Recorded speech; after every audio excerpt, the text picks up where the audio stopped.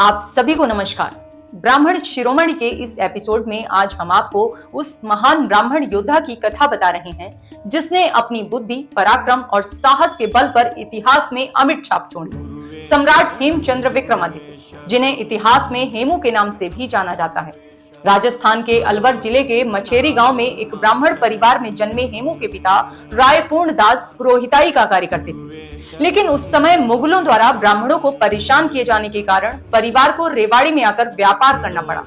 यहीं से हेमू की शिक्षा शुरू हुई।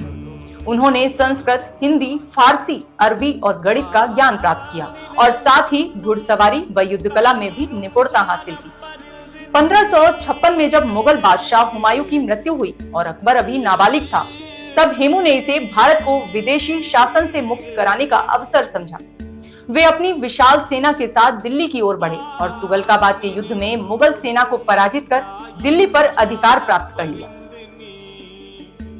दिल्ली के पुराने किले में वैदिक रीति से उनका राज्याभिषेक हुआ और उन्होंने प्राचीन भारतीय सम्राटों की परंपरा को पुनर्जीवित करते हुए विक्रमादित्य की उपाधि धारण की।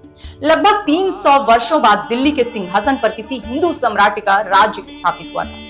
यह केवल एक विजय नहीं थी, बल्कि भारतीय आत्मसम्मान की पुनर्स्थापना थी। लेकिन इतिहास ने एक दुखद मोड़ लिया।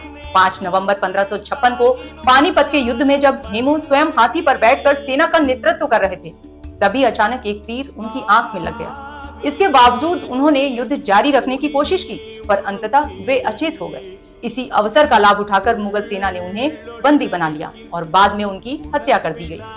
इस प्रकार एक महान ब्राह्मण योद्धा, कुशल प्रशासक और अद्वितीय सेना नायक का जीवन समाप्त हो गया। लेकिन उनका साहस और स्वाभिमान आज भी इतिहास में चमकता है। सम्राट हेमचंद्र विक्रमादित्य हमें यह याद दिलाते हैं कि ब्राह्मण केवल ज्ञान और तप के प्रतीक ही नहीं रहे, बल्कि जब समय आया तो उन्होंने रणभूमि में भी अद्वितीय वीरता और नेतृत्व का परिचय दिया।